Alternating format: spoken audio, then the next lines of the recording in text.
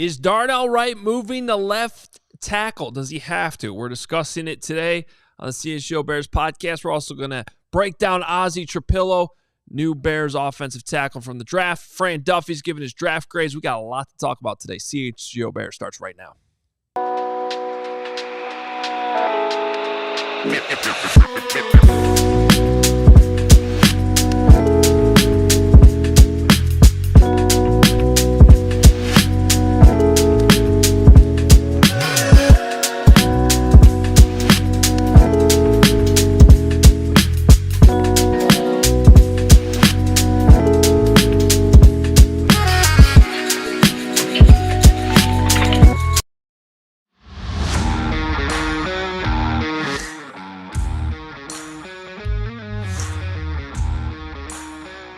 Fantastic thumbnail on this show today from Stephen Nicholas. Welcome into the CHGO Bears Podcast. We got a big show for you today. Adam Hoge alongside Mark Carman. Greg Braggs is at the doctor, I think, or something. No, he's at the doctor. He's doing a great job today, and he will be doing research after the doctor. So stay tuned for everything Braggs is coming together with today, because not only is he getting himself healthy, but he's getting himself ready for the show in ways that only Greg Braggs can do. Carm and I just had a brief English class before the show started. We did. So when Greg's not here, I'm in charge of the tweet, and I said, "What is the Bears' plans for Darnell Wright?" And then I was like, "That doesn't sound right." Is it what are the Bears' plans? But right. but like it could be it's just a plan. Right. So I wasn't sure. You got to line up the singular plurality. Line up the singular with the plural. That's right. Yeah, you can't have we worked it out. You can't have a dual plurality. I haven't checked out the tweet yet. We'll It's not a great tweet. We'll grade it later. We'll see what type of punctuation grade it'll get. I'll check it out after the show. Anyway, welcome in. Big show for you.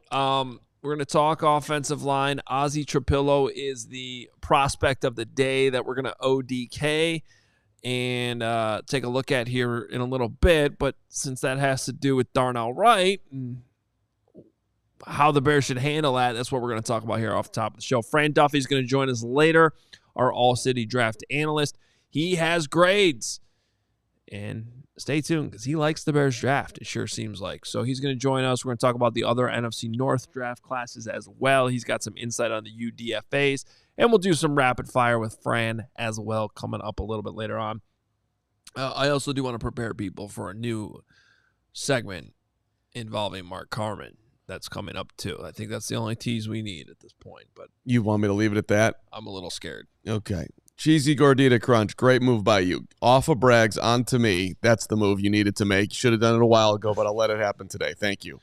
And the segment that's coming up is phenomenal, legendary, and is going to stand the test of time, hopefully. Yeah. So, Darnell Wright. Dun, dun, dun, dun. You know, this really started over a week ago. Last Tuesday, Ryan Poles had his pre-draft press conference and was asked about the possibility of adding a tackle in the draft, and if it had to be basically a left tackle only because Darnell Wright plays right tackle, are you open to the idea of moving Darnell to left tackle if it helps you draft the right guy in the draft? This is what he said. Yeah, I think that's a conversation. We'll see how everything goes. He clearly has the ability to play left and right. We saw that in college. That was part of the value in taking Darnell. So if he had to play left, then he could play left. And obviously I think we're all excited about his stuff to go right. So again, that was last Tuesday. Fast forward to Friday night. The Bears draft Ozzy Trapilo, number 56 overall, who played left tackle 3 years ago at Boston College, settled in at right tackle his last two seasons, and might only be a right tackle. Very interesting to see how this plays out this summer, Carm. Well, I think you jumped a little bit ahead, too. Like, Fast forward to Thursday night, Kelvin Banks went right in front of the Bears. Don't know if they would have taken him at 10. Maybe they would have. Maybe they wouldn't have. But I think he was definitely on the table. Right. So they went tight end. Hopefully that'll work out. Fast forward to Friday night. Travion Henderson goes right in front of him at 38. A lot of noise about how the Bears tried to trade up there. At 39, they went for the wide receiver. Then at 41, 2 picks later, Ursery sitting there. They traded back. So you kept they have not really prioritized a left tackle need at any point here. Well, and that's because I believe that clip you heard from Ryan Poles is legitimate, that they believe Darnell Wright is capable of playing left tackle if that's what leads to the best combination of your 5 best offensive linemen on the field. So let's talk about that for a second and how legitimate that might be. Because at the end of the day, all that matters is what the Bears' evaluation is of Darnell Wright at left tackle. But with that in mind, because you heard him mention, Darnell Wright showed in college he could play left or right. Did he? Well, according to the Bears, he did. That was part of the value of the pick. They believe he can play left, and obviously they like what he can do on right. That's why we just played that clip for you. Let's go back to Dane Brugler's draft guide from 2023. I was going to say, I wonder what people like Dane Brugler would say about that contention. So to bring it back to Tennessee, Darnell Wright played left tackle his junior year, moved to right his senior year. That was his best season at Tennessee, but he was a 4-year starter. He played some guard, he played some right, he played some left. He did play all over. This is what Dane Brugler wrote back in 2023 when he had Darnell Wright as his 24th overall prospect and a first-round grade on him. He said, a 4-year starter at Tennessee, Wright lined up at right tackle and head coach Josh Heupel's up-tempo spread offense. After moving to the offensive line as a sophomore in high school, he fell short of expectations in his first 3 years in Knoxville. But everything clicked, especially in pass pro, when he moved to right tackle as a senior. He did not allow a sack in 2022 and quieted Will Anderson on the Alabama tape. With his extraordinary power and torque, Wright creates a surge in the run game with the physical hands, the latch, drive, and displays. While he is susceptible to inside rush moves, he reaches his landmarks and stays square as a pass blocker, relying on his length, punch, and stout anchor to stalemate rushers. Overall, Wright gets himself into trouble when he sacrifices technique for his nasty demeanor, but he naturally defaults to his raw power and body control to consistently win in both the run and pass game. He is a plug-and-play right tackle, and some teams have them on their draft board as a starting guard. Now, credit to Ryan Poles, because I think we have enough evidence, although I feel like Carm's about to push back on me. True. That Darnell Wright is a starting right tackle. So those teams that had him as a guard were wrong. And he got drafted higher than most seem to think. Brugler had him in the 20s. He was kind of a late riser at the end. Bears took him 10th overall after moving back from 9. He's been the starting right tackle the last 2 years, and I feel like he's done a pretty good job there. I'm not going to push back that he's a starting right tackle. I'm not going that aggressive. Although, Hoge, if you want to go into the 2024 numbers, and they're just the numbers. There's a lot of factors in the numbers. But these are the numbers. Darnell Wright. How many sacks did Darnell Wright allow in 2024? The answer is 6. Did the quarterback hold on to the ball a little too long on some of those? The answer would probably be yes to that too.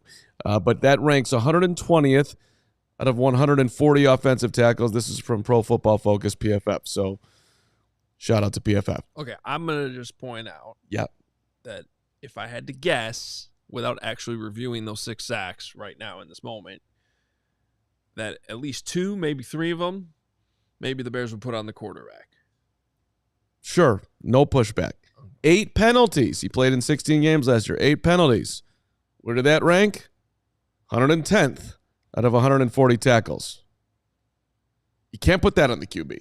You could. I'd have to go back and watch them. How many of them are cadence related?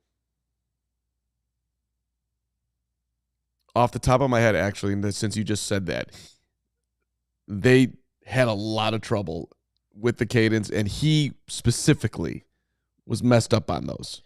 Yeah, I don't know. I'd have to go back. Look on the surface, 6 sacks, 8 penalties. That's 14 miscues in 17 games. That's too high. But I'm just saying numbers from PFF. I need more context. Okay, fair enough. Their overall grade for him, just for the record, was 16th out of 140 right of tackles last year. 79.3 was the number. Okay, they gave him a higher grade in run blocking. Speaking to the report that you just read from Brugler over the pass blocking, he was 7th in run blocking, 35th in pass blocking. He played 1,021 snaps, which ranks him 20th. So relatively durable last season, playing 16 games. My whole point in reading those are good grades, by the way. My whole point in reading all that, though, they're fine. They're good. They're good enough. Sure, they do not scream dominant. This guy is just killing it over there. He absolutely can move to left tackle. Or you could look at the other way. Dominant, don't move him at all. I more look at it like if you're going to be moving from right to left, you got to be absolutely killing it on the right side, which again would, I think, go into the nerves of doing this too, is because you'd be robbing Peter to pay Paul, and maybe he's not good at left. Now you have 2 holes on both sides, and that's a huge concern playing a rookie over there. So my racing to the finish here, Hoge, as much as I have been kind of excited about the concept of moving him over there and letting somebody develop at the right tackle, I don't think I would do it. I think I'd leave him right where he is. And I certainly understand everybody saying that. I mean, the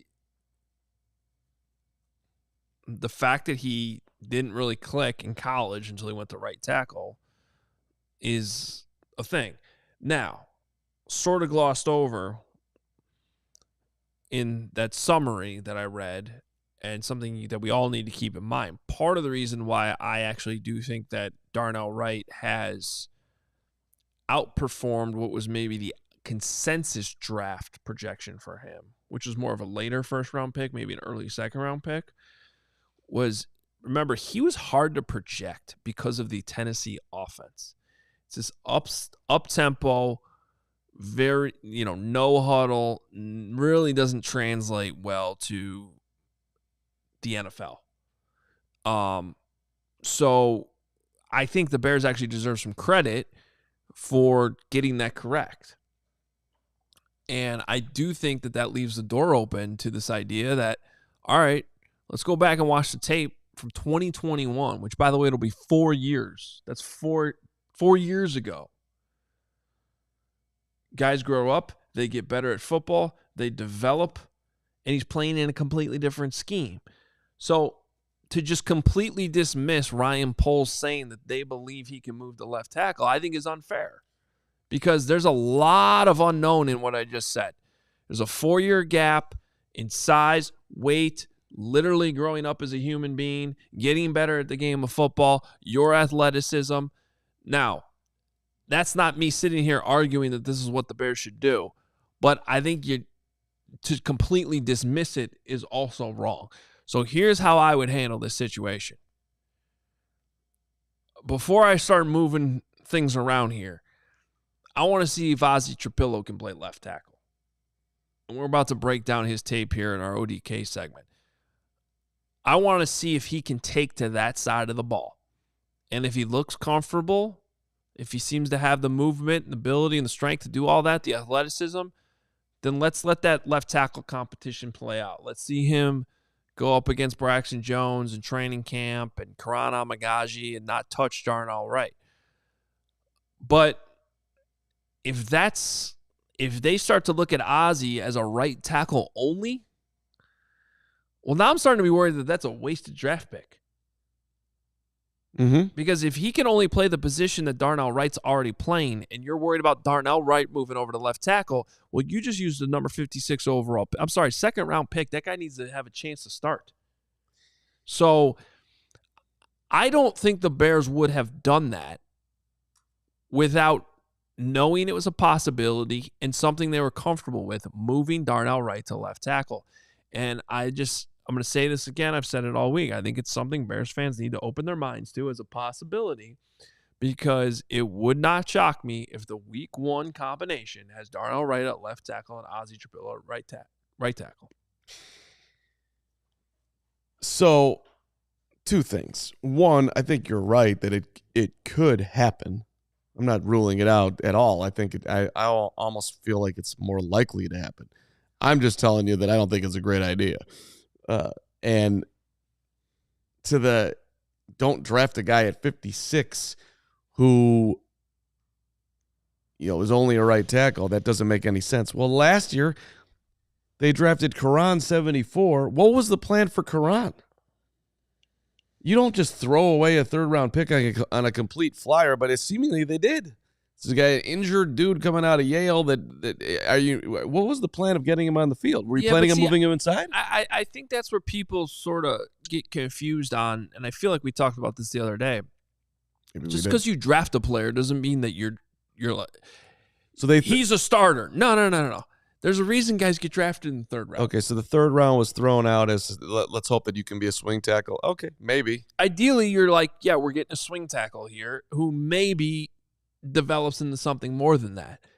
But I think we've all been a little guilty of talking up what the Bears actually think the ceiling is for Karan Amagaji. Them saying they like him doesn't mean that they're like, yeah, he's going to be our starting left tackle.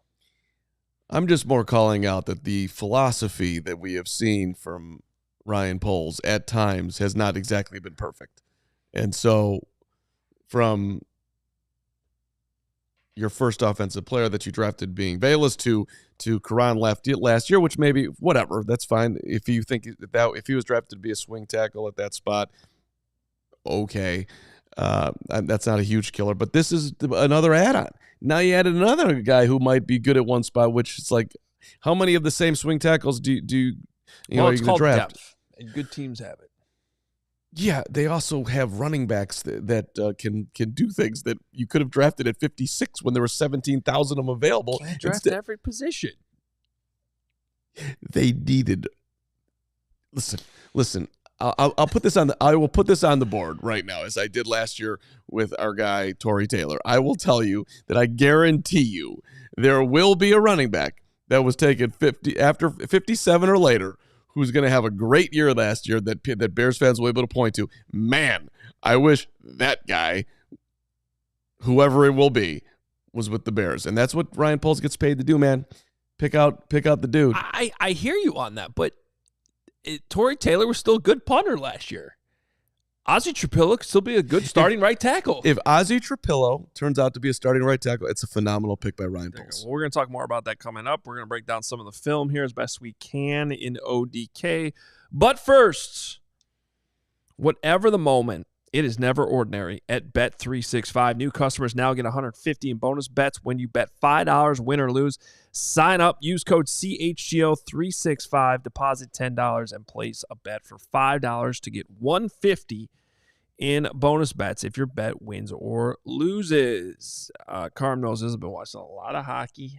At one point last night, had 3 screens going at once. I do have a problem. My name is Adam Hoge, and I have a hockey problem. But if you're watching the playoffs, and this applies to basketball too, they have these early payout offers at Bet365. You want to check these out.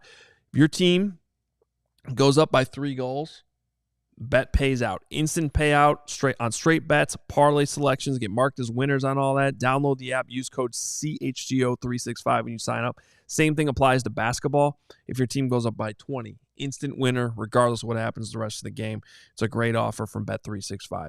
And again, new customers right now can get $150 in bonus bets when you bet 5, win or lose. Just sign up, use that code. It's very important to use this code to help support the show. CHGO365. Deposit 10, place a bet for 5, and you'll get $150 in bonus bets if your bet wins or loses.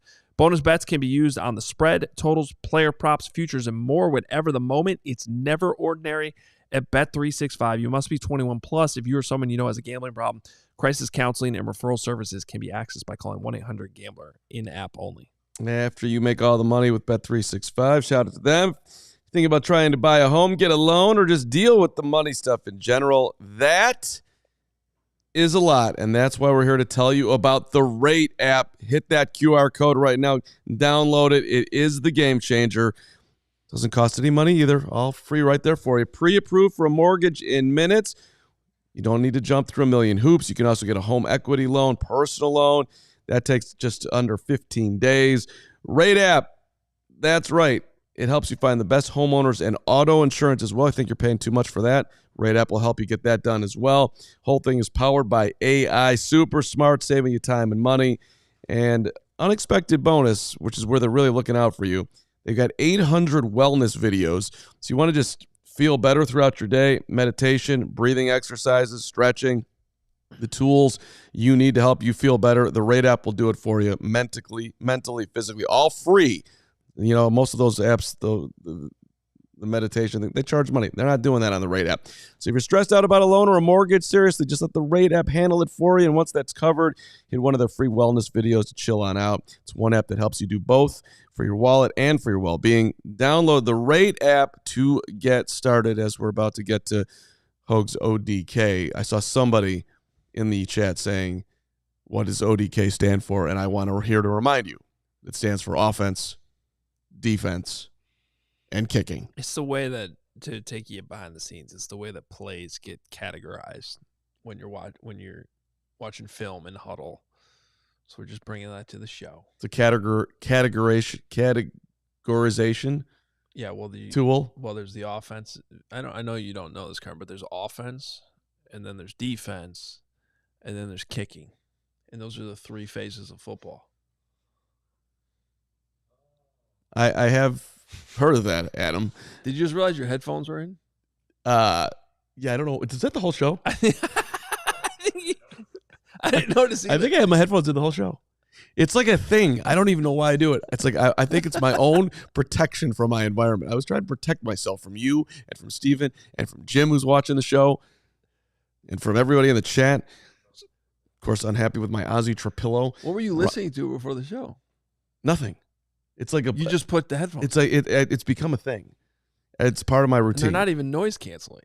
No. Like at least my AirPods noise cancel. No. Like sometimes I'll wear them on the train, but with no music playing, because at least it's putting me in my own world. You know. All right. Regardless, let's talk about Ozzy Trapilo. Let's talk about Trapilo. So a couple things I'm going to point now. Again, reminder: we can only use screenshots. Can't use video. This is especially hard for linemen, so this isn't going to be as in depth as the Colson Loveland breakdown or Luther Burden. It's just, but a couple things I did want to show you that I do think I can show you here with some screenshots in our ODK. A couple things I like about Ozzy Trapilo, who, by the way, 6'8" and an eighth, 316 pounds. He's a big, massive human being. The arms are 33.5 inches, which are plenty big for the position, especially if he's going to play right tackle. Quick out of his stance, despite being so big.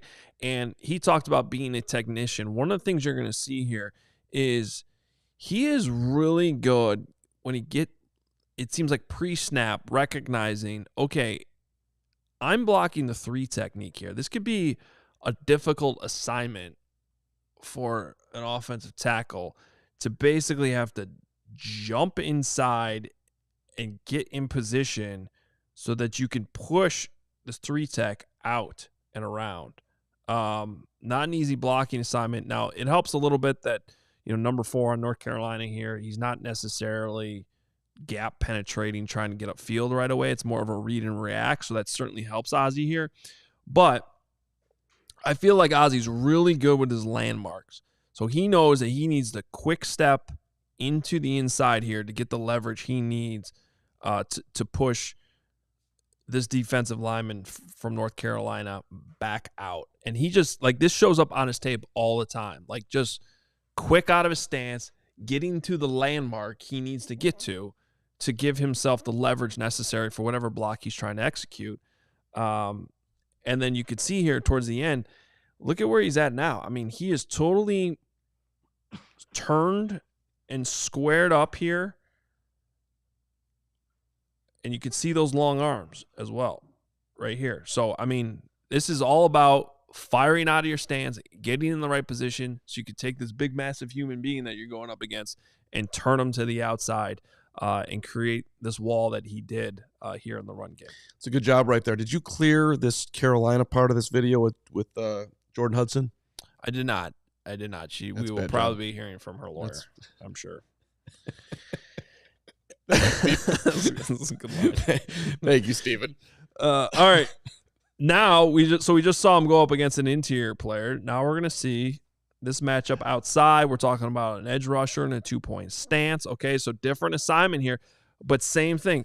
Quick out of his stance to give himself the leverage necessary. I also think, now I'm guessing here a little bit, but just on how he reacted, we're going to see number 10 here try to go with the okey doke spin move to the outside. This looks like a situation where Ozzy Trapilo did his homework before the game, studied his opponent, because he seems to know this is coming. With this inside hand, he's basically showing, I'm not giving you this inside gap. Okay, you're not going here. You're going to have to go to the outside. And it's almost like he's setting up the defender for what he knows what's coming, which is a spin move. So sure enough, here's the spin move. And the second he goes into the spin move, it's a great job by Ozzy Trapilo taking the rusher where he wants to go. Okay, you want to go that way? We're all going to move that way together. And we're going to create this wall here. So again, we heard from Ozzy Trapilo about how he's a technician. He looks smart to me, like he's studious. He knows his opponent. That shows up on his film all the time. Well, and to his personality, which is not on this film /ODK/ still shots.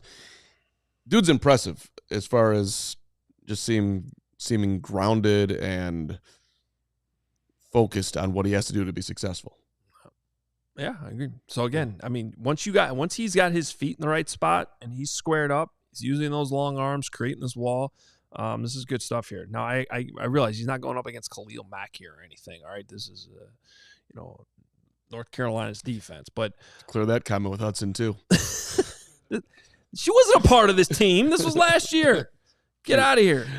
All right, now let's talk about him moving out into space, okay? So we're Boston College here, putting number 11 here in motion. They're going to create a little bit of a bubble, so we're going to have this block here, and instead of blocking this end, Ozzy's going to have to get out here and reach to this linebacker here on North Carolina. So we'll go back to the end zone angle, and again, you see it, you might think, okay, he's got number 7. Nope. In reality, he's got to get out here, block number 23, who's kind of a smaller, quicker linebacker type.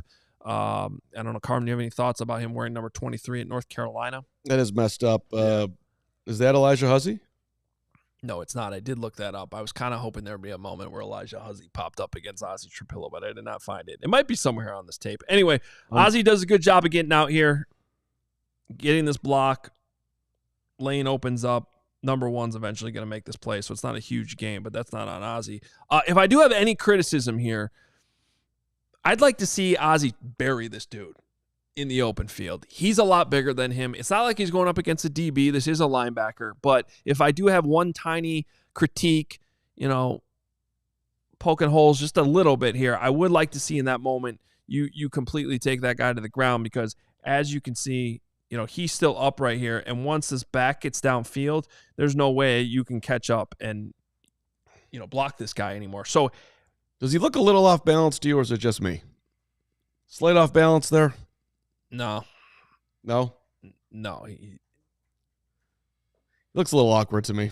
Okay. Gonna go with the awkward Trapilo. It's a little slightly awkward Trapilo off the screenshots. Well, I'm combining that with the video that I've watched to all meld it into one slightly. I wonder about his balance. So right before the show, and we're good here on the ODK, Steven, but right before the show, I got a hold of the 2023 tape against Florida State, where Jared Verse is on the field. Yeah. And started to go through that. Managed to get through the first half. There's only one play where he's actually blocking Jared Verse. Jared Verse was playing on the right end spot most of the game, so they don't really go up against each other, which was a little annoying. I showed Carm the one play where Jared Verse did not sniff the quarterback, and Carm broke it down as Ozzy Trapilo is bad at football. I just said he was it wasn't a great rep. And it was backed up by my guy, Steven Nicholas. We both looked at it. Hoge saw the positive. I don't know, man. That does not look like an elite left tackle. We're talking about playing left tackle, by the way, protecting Caleb Williams. This is a big-time job. I agree. I'm not asking you to come. I'm not saying be okay. I'm not saying be fine. I'm not saying whatever. By the way, we have a guy, hopefully he'll be healthy enough to do it. We have a guy who's been fine, better than fine in Braxton Jones. So you got to be better than fine if you're stepping in there. So, well, all right, we got to speed this up a little bit because we got a sponsor segment coming up and right now, and we got Fran coming up as well. But I just quickly, my conclusion on this is I can't really tell from the film I'm watching, to be honest with you, and I am not an offensive line expert. I'm not going to claim to be one. If I know for sure that Ozzy Trapilo can go play left tackle, I do think that he can be a swing tackle. So I would like to see the Bears try him on the left side first. See if that works to avoid moving Darnell Wright. But I am open to the idea of if they view Ozzy as like, you know what, though, he's going to be much better on the right side, moving Darnell to the left, letting that work itself out in training camp. I'm intrigued to see it. That's where I am on all this. I would prefer to not do the snip, snap thing, though, and going back and forth if we can. I completely agree. We are on the same page. We end in the same spot. Mm-hmm. Okay. Let's see. Let's absolutely try to make sure that somebody can step in there and be left tackle. And if we got to do it in training camp midway through, well, okay. Quick on-air discussion. Can we? I think we can move this back, right? I think we can. Okay, let's move this back because Fran's standing by. So let's get to our next time out. We'll bring Carm's segment in after Fran. I think that makes more sense here. But first, before we get to Fran Duffy, let's talk about our guys at Empire Today, because just like your favorite team needs a home court or home field or home ice advantage, your home needs a home floor advantage. And Empire Today can help you get it. Empire Today is flooring experts. They're dedicated flooring professionals who focus on flooring every single day, not other things. They do flooring. You go to those big box stores, you're going through endless aisles. Then you're trying to bring all this material back to your house, install it yourself, or go find an installer, trying to coordinate it. Just call Empire. They're going to take care of all this for you, and they're going to come to your house. They live and breathe flooring. They're going to be with you every step of the way. It's a whole different ball game. They're going to help you pick the right flooring and the right colors in your space. See how it looks with your furniture in your own house. You're going to get precise measurements taken, have all your questions answered, so there are no surprises. Schedule a free in-home estimate today because some things are just better at home. CHGO listeners can receive a $350 discount by using the code CHGO. Yes, you heard that right. $350 discount. $350 discount with code CHGO. Restrictions apply. Visit empiretoday.com/CHGO for full details. Shout out to friends at Shady Rays. Our friends over there are helping you get in the right frame of mind with their premium polarized shades. Doesn't break the bank. These are affordable. They're coming from an independent sunglasses company, which is sweet. Love to support that level of business. They're rated 5 stars by over 300,000 people. Durable frames, crystal clear optics, the perfect choice for all your outdoor activities. Look, and if you lose them, they go missing, take the unexpected hit. Don't worry about it. The best, most insane protection plan in all of eyewear.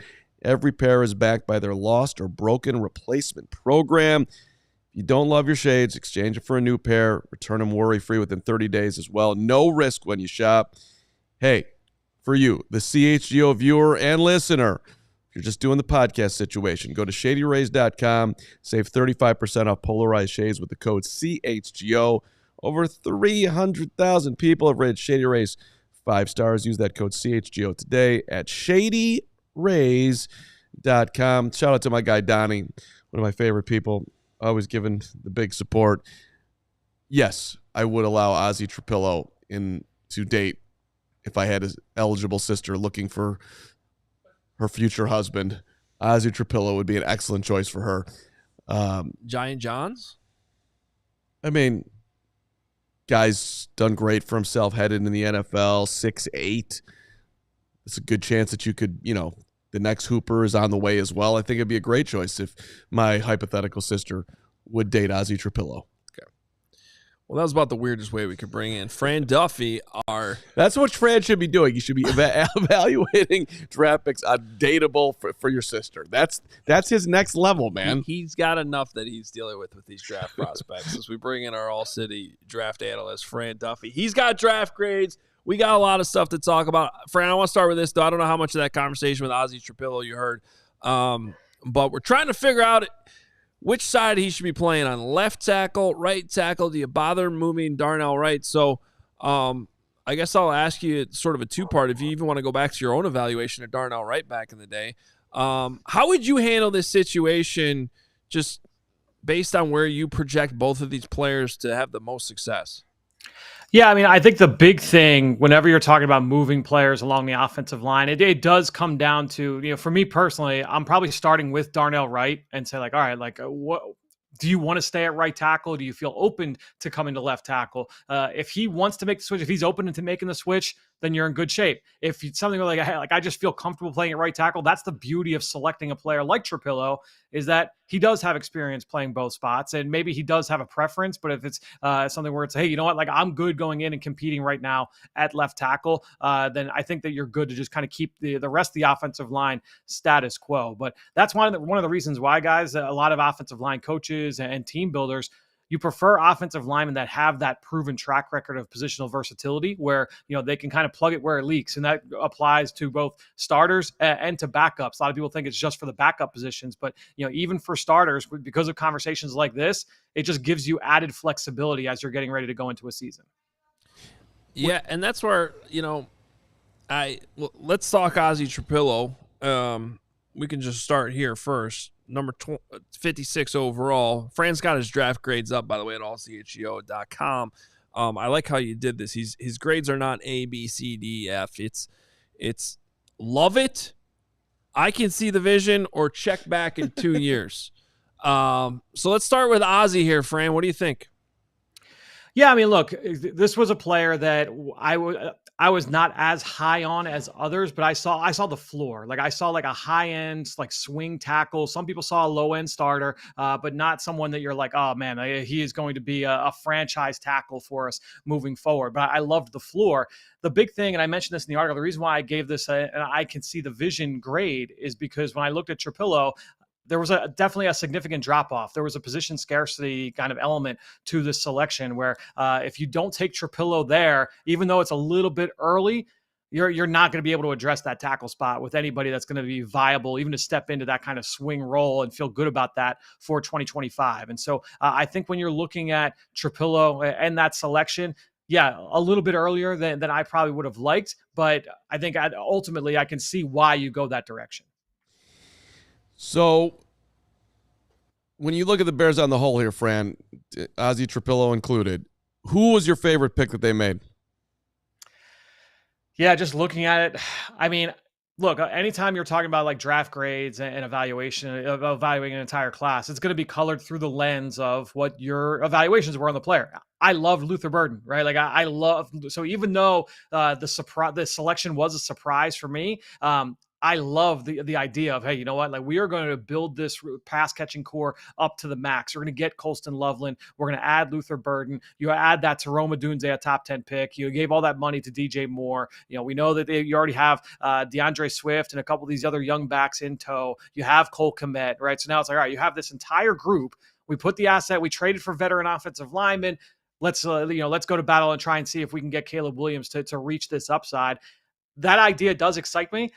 There is an element where I don't want to get trapped into the same optimism I had a year ago where, hey, you know what, we're going in and we have Keenan Allen and we add the rookie in Odunze and, we kind of not ignore the offensive line, but, maybe don't prioritize that as much. I think they did enough with their vegetables this year where you say, okay, they put some of the elements in there along the interior offensive line. Let's add some cherries on top. So I love the idea of adding a Luther Burden to this group, and just the upside there really excites me.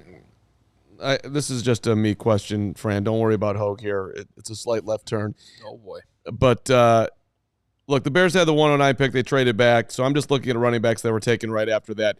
Who would you predict, Fran, that I will be able to argue with Hoge at the end of this year? Like, they should have taken either Trevor Etienne 114, Dylan Sampson 126, Jordan James 147, Jaden Blue 149, Ollie Gordon 179, Damian Martinez, Stevens guy 223, which then maybe that would be my weakest argument because whatever. But who do you think is going to bust out in that group?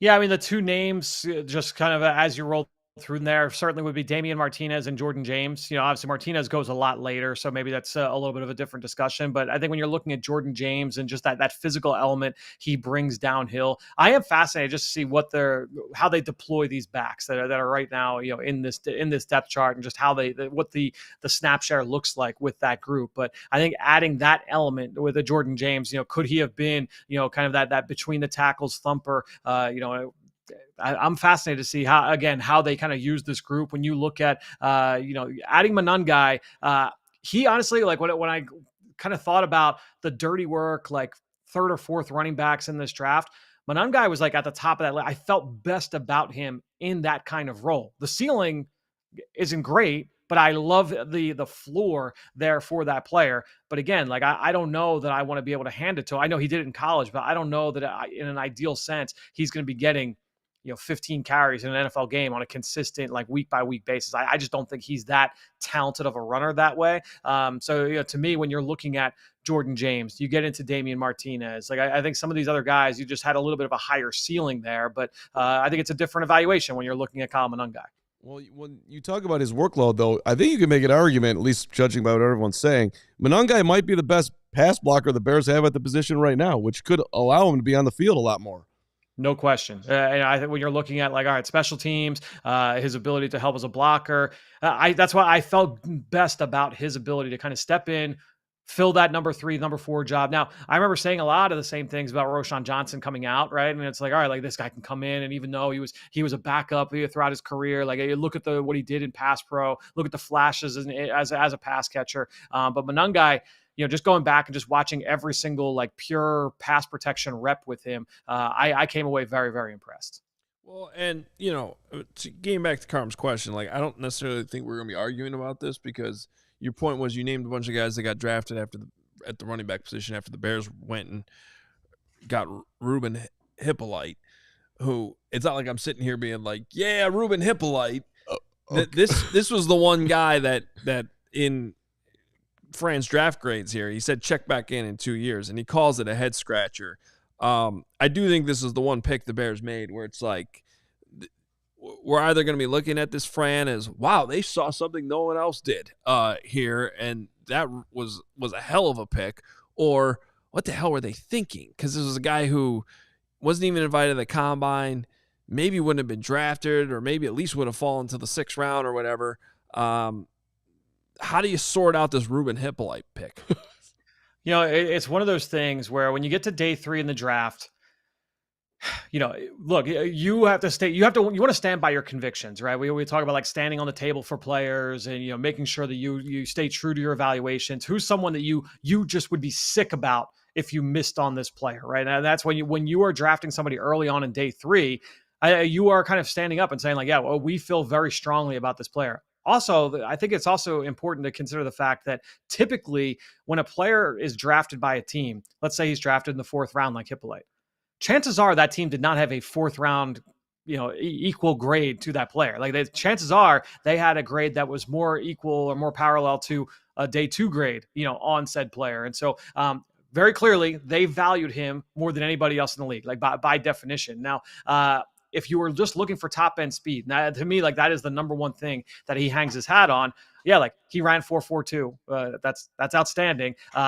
I had not talked with anybody, and I didn't have a ton of conversations about Ruben Hippolyte with scouts from the Northeast, but I did not talk with anybody that was like, oh yeah, like this kid is going to go middle rounds. It was more, yeah, like late round. Obviously, the pro day was one thing, but I didn't do like extensive work on him in the lead up because it was like, yeah, he's a late round priority free agent type. Now, to me, if you're going to take him in the 4th round, number one, like I said, you're standing on the conviction, and then number 2, you probably have some intel that, other teams like him too, right? And that is part of this whole thing where, you have to kind of counterbalance your own evaluation with also an understanding of the valuation of a player. Where's the rest of the league see this player? If we feel like we can get him later, then that's worthwhile. And obviously the Bears felt strongly enough about him to make him that pick there in round 4. How about the rest of the NFC North? How did you see the Bears draft compared to their rivals here? Yeah, I mean, honestly, like I didn't love the Packers draft. I just thought that, it starts at the top. Typically, when we're talking about these, I didn't love the Matthew Golden selection there, in round 1. I just had trouble with that profile. They made him the first round receiver since Javon Walker. Obviously, we know that stat by now. My favorite pick of theirs was Anthony Belton, the 2nd round pick out of NC State. Whether he's going to be a tackle, whether they also could move him inside the left guard, that would not surprise me whatsoever. I thought it was a little early for Savion Williams, the talented receiver from TCU as well. So, for me, like Green Bay didn't really necessarily move the needle. The Vikings, they just were, they had 5 picks, right? So it's just kind of limited ammunition from that standpoint. I thought they did fine with the resources that they did have, but you're just talking about a very tight needle to thread there. And then Lions, it was kind of like a typical Lions draft where, we're not like getting super excited about, a nose tackle with light feet and Tyleik Williams. And maybe, they took Tate Ratledge. Oh, yeah, he's probably going to come in and start right away at guard. But those guys aren't like, it's not high impact position. So I thought they did a nice job. Obviously, I think there's probably a little bit more sizzle with what the Bears added and with what they accomplished over the course of the weekend, but they also went in with a top 10 pick. And so it's a little bit of a sliding scale situation there. So no shade here, Fran, because you have done a phenomenal job, as we've well documented the entire draft season. But I'm reading Michael Silver's piece here out of The Athletic. Congratulations, Silver, sitting in the Jags draft room. And it says that this deal in place for them to move up with the Browns was there all the way back to April 7th.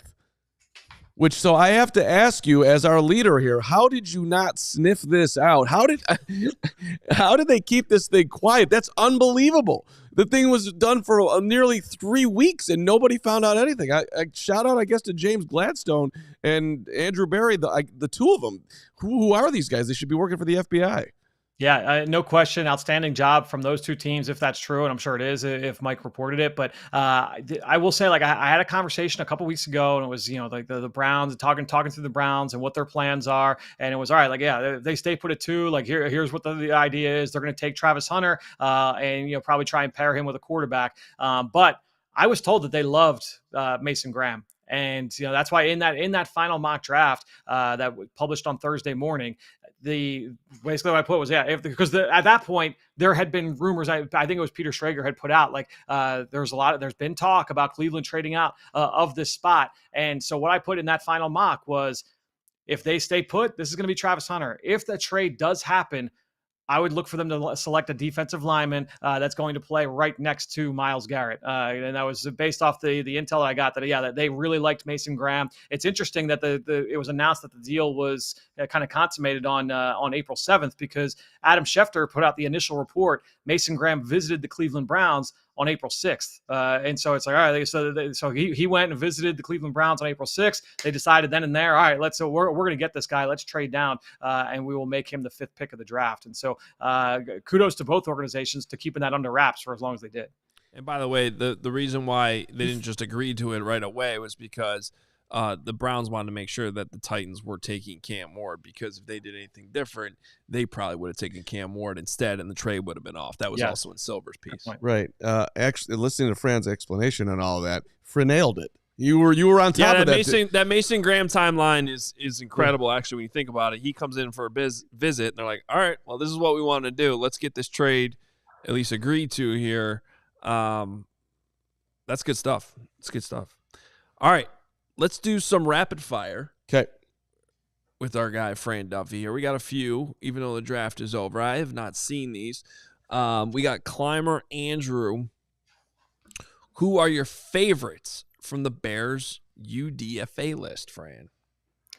Yeah, I mean, I would say the names that stand out just for me based off work I've done would be Major Burns, the safety from LSU, and then the linebacker Power Eccles from North Carolina. I will say that I've got a piece that's going to be coming out for diehards by the end of this week for sure. That will be kind of just a quick breakdown, like film capsules on all of the Bears undrafted free agents. I'll probably get started on that this afternoon. I'm kind of going team by team here, working from East Coast out, and so I'll be starting with the Bears later this afternoon. And you'll have a full breakdown of my takes on all of these free agents. And then, also what I think the likelihood are that they're going to be able to compete for spots on the 53-man roster come training camp.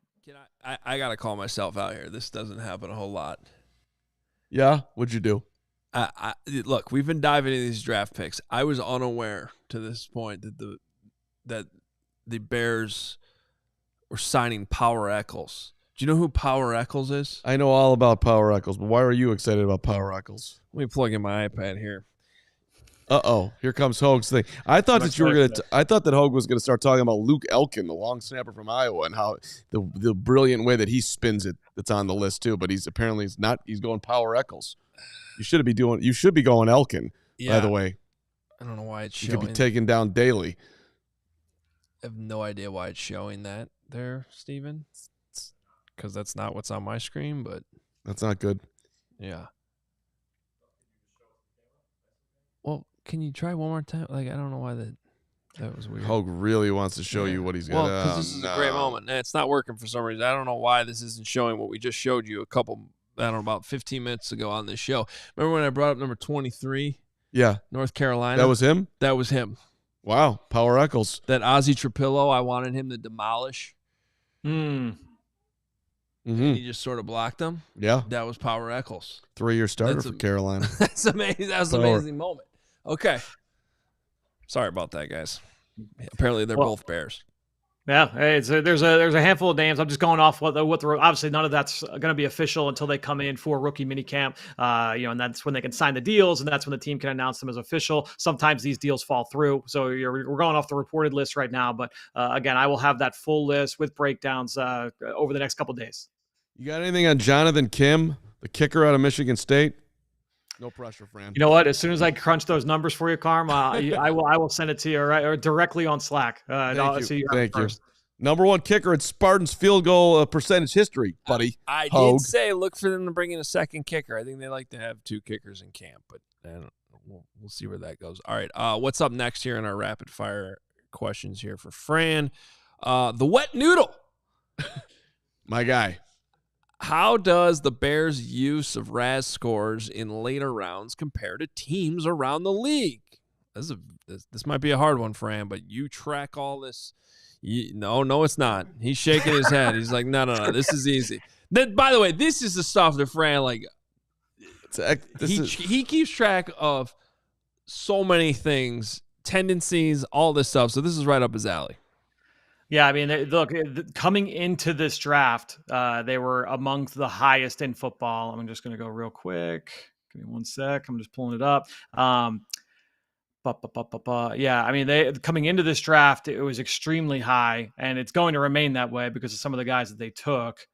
Yeah, I mean, they are. Yeah, it's one of the highest in football.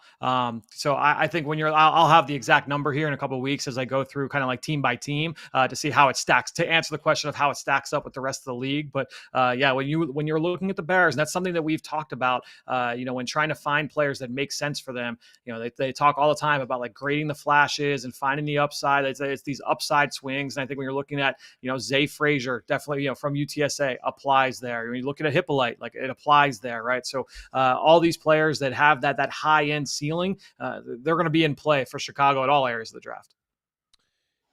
I do know that the RAS score was among the highest in the draft until they drafted Kyle Monunga at the end. Right. He kind of brought that down. They also had a bunch of players like Colson Loveland and Luther Burden that didn't work out. Didn't have the workout numbers. They didn't even qualify for a RAS score this year. So you always got to keep that in mind too. All right, Climber Andrew. Who are your favorites? Oh, we already did this one. Sorry. Alejandro, since I'm a sicko. Congrats. When do you start the process for next year? Who are some early standouts to you at, let's say, edge, safety, and potentially left tackle?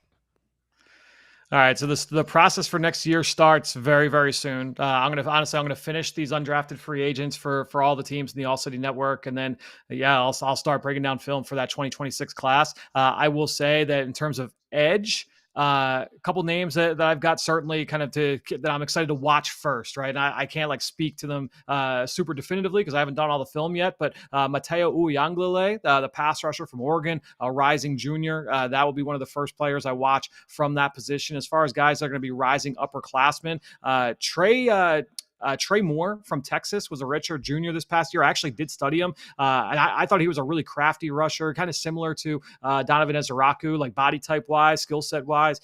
Danny Dennis Sutton from Penn State, another player. LT Overton from Alabama. This is a kid that's 283 pounds, 6'5". Came over from Texas A&M, and kind of like Walter Nolan, left that A&M program, steps into Alabama, and there was some first round buzz for him until he decided to go back to school. So that would be one. Those would be a couple players at edge. At safety, I mean, the big one is going to be from Ohio State, Caleb Downs. That's certainly going to be one big name that we're all talking. He's going to be in all the 2 early mock drafts as probably a top 10 selection, I would think. So that would be the one certainly to circle there. And then at left tackle, pull up the list here. I would say the names that we're going to be sitting at for left tackle. The one guy I've heard a lot of buzz on is this Spencer Fano from Utah. Is going to be a true junior.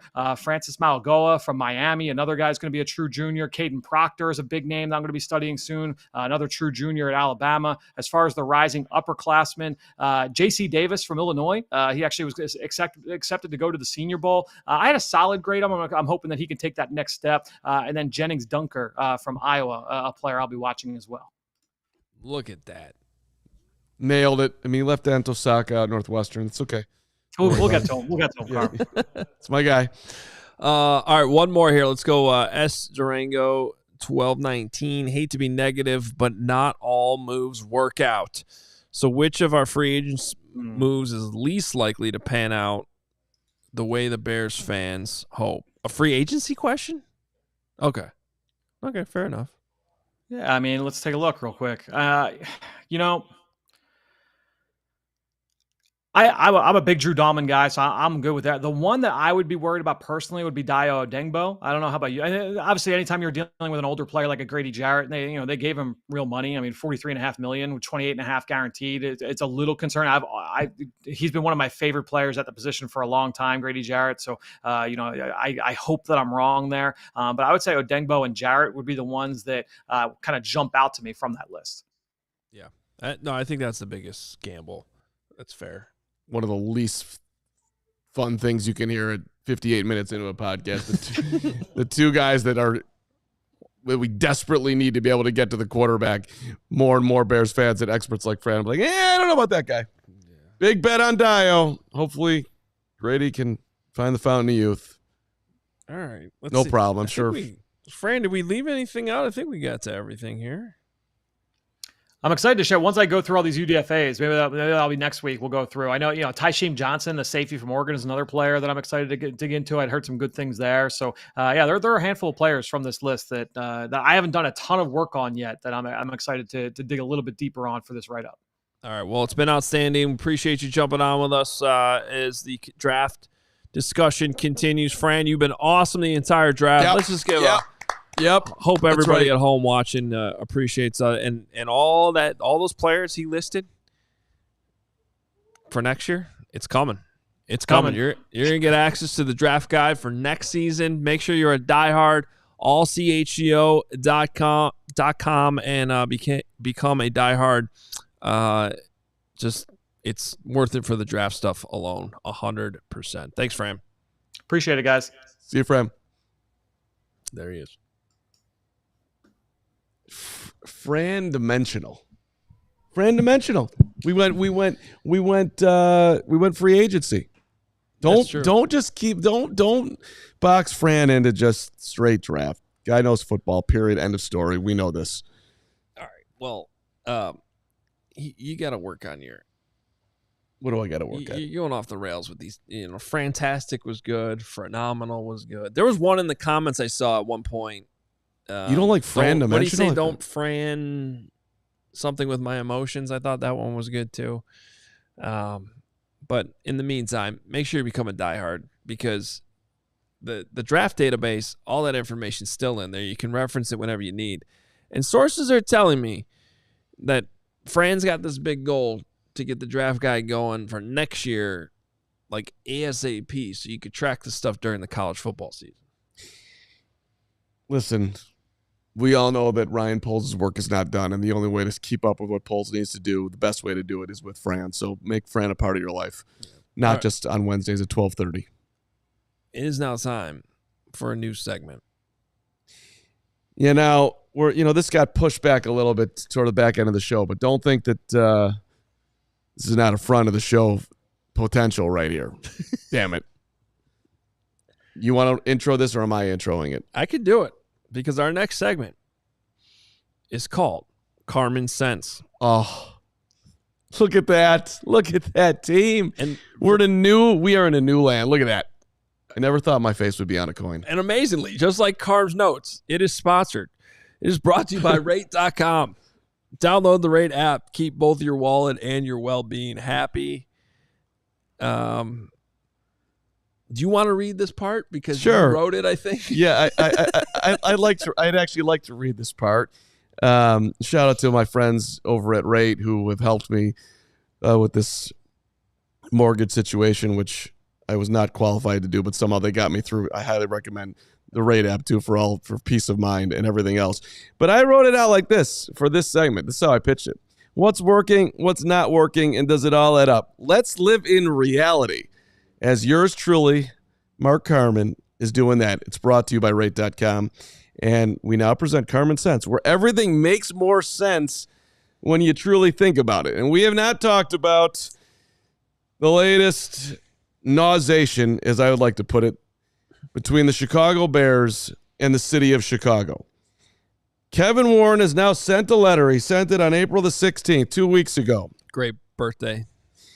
Happy birthday to Hoge. He wrote it for Hoge on the birthday. That makes a lot of Carman sense.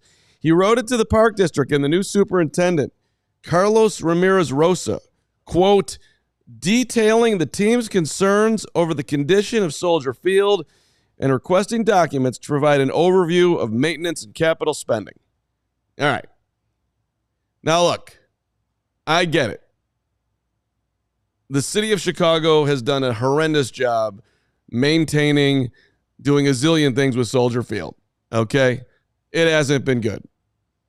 And our fine new Carlos Ramirez Rosa's letter going back to Warren saying that those monthly meetings that Warren's been talking about, apparently they're both supposed to meet twice a month. Well, let's back up here a little bit, because I'm kind of reading this for the first time. These next two quotes are part of Warren's letter?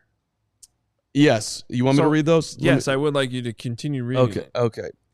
All right. In Warren's letter, he's saying the Bears have, quote, experienced a litany of adverse issues with the physical condition of Soldier Field and its operations, which are due to the lack of routine maintenance and capital improvements. He also says in his letter, as I near my 2-year anniversary with the Bears, my understanding is that neither of these meetings have been held since April 26, 2005. Apparently, they're supposed to meet twice a month, and they haven't been happening.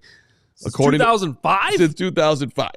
Now, my point on that one, by the way, Carman Cents, if you want to have a meeting and you're Kevin Warren and you're the new president, CEO of the Bears, I would call up the Park District and, try to schedule one of those meetings, which Ramirez Rosa is saying is, quote, a joint obligation. Carman Cents, again, if I may just lean into the segment here, if you really want to have the meeting, set up the damn meeting. Wait, so there was a response letter? Yes. Well, Ramirez is quoting about it. Ramirez Rosa responded a couple of days later and said this is a joint obligation.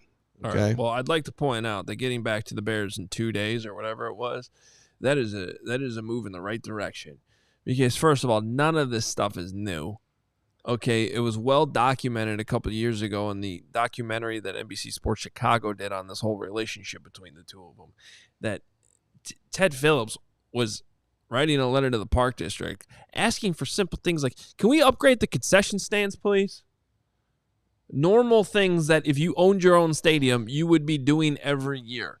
Let's go look at what the Vikings have already improved and put into US Bank Stadium, and it's a new stadium. Okay? Capital improvements are something you have to do every single year with stadiums. And Soldier Field's been neglected. And Ted Phillips will send the Park District a letter and not get a response for 6 months. Right. Terrible. Awful. Everything about Soldier Field has been awful, to the point that the Bears and the city, more importantly, has paid the minimal amount of interest that they could pay on their bill each month, and the bill on Soldier Field right now is larger today than it was when they first did the entire let's build a new Soldier Field 20 plus years ago. That is horrible for the people of Chicago, for the state, and it's disgusting and it's gross, and we need better leadership, period, end of story on all of that. And if somebody could have some fiscal responsibility, that'd be sweet. But that's not what Carman Cents is about today, if I may. Okay, what we got here? This is what I got. Look, everything that Kevin said in that letter, I believe all of it to be true. Here's the other thing, and I think it's clear as day. When Kevin got here, people told him, you could never make a deal with Chicago. This is a terrible idea. Nothing's going to happen. Hoge, you said it on this microphone. It was said all over the city. It ain't going to happen. You're not going to get along with the friends of the parks. The city's not going to do it. The state's going to give you money. None of this is going to work out. But Kevin just barreled ahead. This is happening. Dream Chicago. A year ago, we had this huge thing at Soldier Field with this big presentation. Lord knows how much that cost. Brandon Johnson was there, the whole thing. And everyone said, this isn't going to work. Of course, I wanted to believe because I want the Bears in Chicago. But it is clear that Kevin Warren is finally realizing, getting some common sense here, that as successful as he was in Minnesota, you ain't going to come down here and do the same formula because it ain't happening.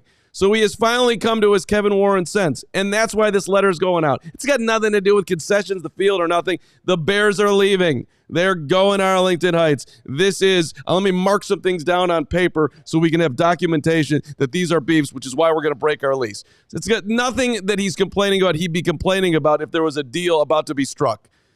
There's no deal coming. They're leaving. They're going to Arlington Heights. So you want to buy a property out in Arlington Heights because you think it's going to go up because the Bears are moving there, you're probably a little bit too late, but go ahead and do it because it's very clear they are gone. And that concludes Carman Cents. He gone. And that sucks, for the record. I tried as hard as I could. You keep it down out there? I am My goodness. Getting after it in the alley. What? What are they doing? It means it's time to end the show. I don't know if it has to do with that or not, but they do have to still play there for like 4 more years. Yeah, and if I was Soldier Field and I was the Park District and you're leaving, I'm putting as minimum as I can into the stadium because what are you going to do with it? It's just going to go. The wrecking ball's coming, man. They're going to hold that thing up for concerts in the fire. And the fire going to leave too? What are they going to do with that thing? It's a complete nightmare. All I know is the second I noticed that the Fire were not awful anymore, I noticed they were losing 7-0 the other day. How do you lose 7-0 in a? I think they finally scored a goal at the end. Huge soccer game today. Lane Tech, Whitney Young, city battle. Grace Carman's going to dominate. That's the soccer game you should be focused on. Is it here or Lane? 4:30 Winnemac Park. Why is it at Winnemac Park? Because they don't own the stadium at Lane. Now we're really deep into the girls' soccer. Here we go walk there. Well, sometimes they do play over there, but this is a Lane home game, so that's at Winnemac. Winnemac's sweet, though. You ever been to Winnemac Park? Place is awesome. I don't think so. Foster and something. It's beautiful. Okay. Let's we had a couple snidbits here to get to. Snidbitties. There's one reference to a date in here. I have no idea what that is. I'm assuming you put that in there. Yes. You see that the Falcons got fined $250,000, and Jeff Albrecht,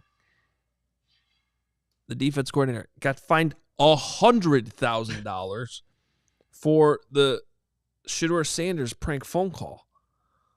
Whoops! Shouldn't have given him the number. They didn't give it to him. His son Jax. Apparently, there was an open iPad. If you're gonna believe that. I mean, I don't think he would have given him his son's Shedeur's phone number, but whatever. There was compromised information. Jax got a hold of it, prank called Shedeur, which is just a ridiculous thing to do. And Jeff Albrecht, man, $100,000. That's a lot of money for even a coordinator. This isn't a head coach making like $13 million like Ben Johnson. And dude, that's coming out of your allowance, kid. Are you kidding me? Yeah, you'll be paying that back to me over the course of your lifetime. and learn your lesson, dude. That's going to be hey there, buddy. That's $5,000 a year for the next $20,000 on Christmas. Thank you. And with interest, by the way, at the end, you owe me a lump sum payment of another whatever. Thank you. Wow. All right. Just wanted to share that. I don't really have more to say about it, but that was a crazy story. You want to do the 2013 thing? Shout out to Patrick Norton, who does a phenomenal daily newsletter. He does. And you should become a diehard or whatever. I don't even think you need to be a diehard to get his newsletter. Is that right? I think that's, regardless, you should be a diehard. But yes, our guy Patrick does a great job. So here you go. After exiting Tuesday's win against the Pirates, he writes this morning, with an apparent lower body injury, Shota Imanaga is expected to be okay. The early diagnosis, muscle cramps. In my experience, water, bananas, potato chips, and the Cubs ace will be back on the bump in no time. Now that is all a lead-in to this. Tuesday night's 9-0 win was also the first time the Cubs lineup has completed a game without striking out since June 3rd, 2013. I thought that was a hell of a note by Norton. First time they haven't struck out. Norton's notes? Norton's notes. Better than Carv's notes? I'm sure many would agree. July 3rd, 2013. I'm assuming that note is correct. That's a hell of a Why little. wouldn't it be? You doubting Norton's notes? Don't doubt Norton's notes. I shouldn't doubt Norton's notes. Why would I ever do that? Never mind. My bad. I'm bringing up the note because it's such a good note. Great job. All right. That's all we had for shout-outs and snidbits. Let's get to super chats. We got David. Is it Wrights or Reitz? I should probably know that. It's Reitz. My guy. David Reitz. For real? I'm making that up, but I'm confident. Okay. I would bet on it. You said it very confidently. I believed you. $5. Trapilo was about raising the floor at offensive tackle. Protection if Jones's ankle isn't okay and or Wright tries left tackle. Swing offensive tackle at worst. Revisit for 2026. Probably is Wrights. Yeah. You were wrong. Yeah, but see, so you were wrong. I could be wrong. Yeah. Wrights, wouldn't you rather have them do that with, like, I don't know, a washed up free agent that could just do what you're asking and then we all went into the draft being like they need an offensive tackle, and now you're mad they took an offensive tackle in the second round. Take an offensive tackle, take a premium one, not some. You only have one top 10 pick. Okay, 3 of them got drafted before the Bears picked. What do you want them to do? You want them to draft Ariante Aristide at number 10? No, the second 41. Round. So you're considering him premium? I mean, I had him pretty high on the board. If you want to say that, you can say that. I thought it was an odd trade. I thought there was a drop off. Though. Listen, maybe they'll be right. I hope they're right on Trapilo. Let's leave that alone. Okay. The Giggities. My guy. $5. So Hoge, that was a fantastic film breakdown of Adam Johns' son. Adam would be proud. Giant Johns. I can't tell if Johns doesn't like that whole bit or if he's playing along or both. I don't think he has a choice at this point. You've only been podcasting with him since 1942. You should know your guy. Yeah, some of these. He's a. My guess is he doesn't love it, but he's going along with it. I mean, he's the one tweeting about it. My analysis of this is that I'm way more of a transparent human being than Johns, and I'm too open, and I need to close myself off a little bit more and be more like Johns in a million different ways. Guy's so much more successful than me. It's frightening. Orange Cassidy. CHGO is my good luck charm. Charm. My good luck charm. Orange Cassidy, you're my guy. A week ago while watching CHGO, I got a job interview. A week later watching CHGO now, and I just got the call. Yeah. I got the job. Yeah, dude, congrats. That's awesome. PG&E, baby. What does that mean? Oh, maybe. I think it's the name of the job. Yeah. I don't know. PG&E? I'll look that up. Not yet. Power Grid and Entertainment? PG&E? Energy would have made more sense there, but you went entertainment. I just think that Orange Cassidy, he's doing something behind the scenes. $10 super chat from Adam. Let's just hope we have a later draft pick next year. It's a good way to think about it. Well, here it is. Be better. PGE. Rebates. Explore PGE. Rebates for your home. Sounds like a slight. There we go. You're crushing. Congrats. Greatest hire in PGE history. Pacific Gas and Electric. Interested sponsor? Or ComEd, you could come on back. One of the two. Either way. All right. Good show. We're out of here. We'll continue to break things down tomorrow. Can't believe we already got through Wednesday. This week's kind of going. No, it's not Wednesday. It's Tuesday. What day is it? Today's Wednesday. Okay, it is going quick. Tomorrow is Thursday. Huge game, Lane Tech against someone on Hinsdale. That's how I do my week. Once Grace Carman's done playing soccer for Lane Tech, I don't know what I'm going to do with myself. Shout out Pizzatola. Pains me to say it, Karma's least bearable today. Thank you, Pizzy. That's good. Good day for me and you. You and Pizzy are getting along better this week. Donnie, call me later. Yeah. All righty. What do we got going on tomorrow? We have running backs. Rutgers running back coach is joining us tomorrow to talk about Kyle Monangai. I'll have another breakdown for you. I guess we're doing these in order. We'll do Shamar Turner tomorrow. And Friday, are we going to run that on Friday? Don't worry, I'm not going to say the name. Are we going to run it on Friday?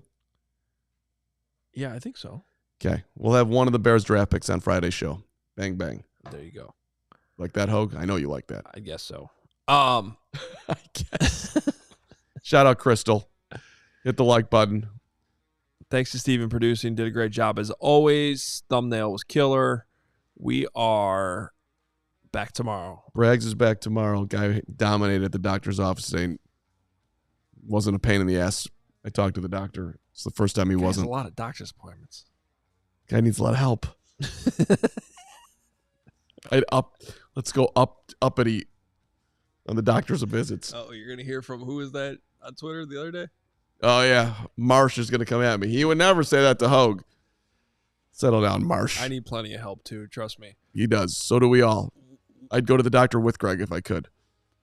We'll talk to you tomorrow at noon. See you later. We all silly like the mayor.